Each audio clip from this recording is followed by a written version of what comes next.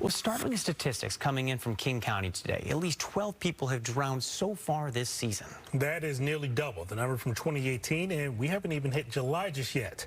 Fox 13's Nikki Torres reports on how the county also cites racial disparities among people of color.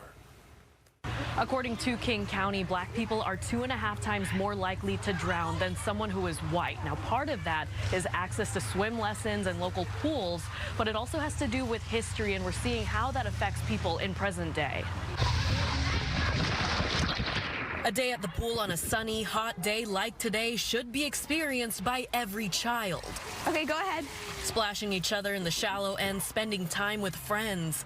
Unfortunately, not every person has that opportunity. Historically, in this country, there are populations of people that experience disparities in different areas, and swim is another area. I think is life or death, and we just really have to be serious about that and state it that way. Looking back at history several decades ago, due to segregation, there was a time when people of color were not allowed to swim in specific places. This left many families without an opportunity to dip in a pool or even learn how to wade in water. If a grandparent doesn't know how to swim from the 1950s, 1960s, they don't teach their children how to swim, and then that trickles down and trickles down. So unfortunately, coming from a lack of access, that's the reason that a lot of Black and brown children have not had access to pools. Sonia Walker is the Senior Program Executive for Healthy Living, Equity, and Integration at the YMCA of Greater Seattle. She says hearing the news of local drownings sadly does not surprise her, given the burdens that families are enduring post-pandemic. There's so many things that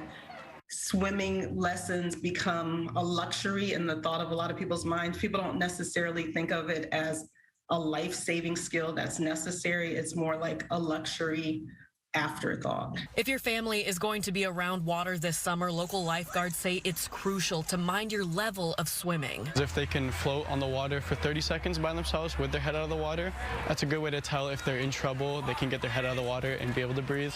Also being able to do the simple crawl stroke freestyle all the way down maybe a 25-yard pool, that's a good way to tell. If you're not the best swimmer, Kai Hopperstad with the YMCA says you should consider a pool rather than a body of water like a lake or a river. Especially because this pool is only maximum 5.5 feet. Those lakes are really deep and really cold, especially right now. All those rivers, they can get really dangerous. Pools like Cottage Lake have several lifeguards working at once to keep a better eye on people.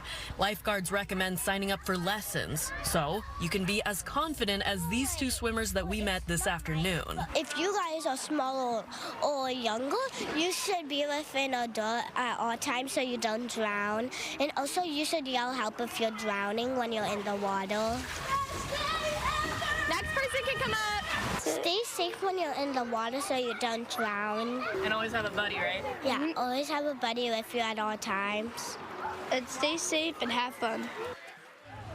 Well, stay safe and have fun is right. If you ever see that somebody is struggling in the water, the recommendation is not to just dive in and try to help them unless you are a trained lifeguard, because what can happen is that person in a panic can bring you under. So the recommendation from local lifeguards is to throw them a flotation device, a life preserver, and if you're on stable land, you can try reaching out to them. But of course, in an emergency, finding a trained lifeguard or calling 911, that is going to be your best option. In Woodinville, I'm Nikki Torres, Fox 13 News.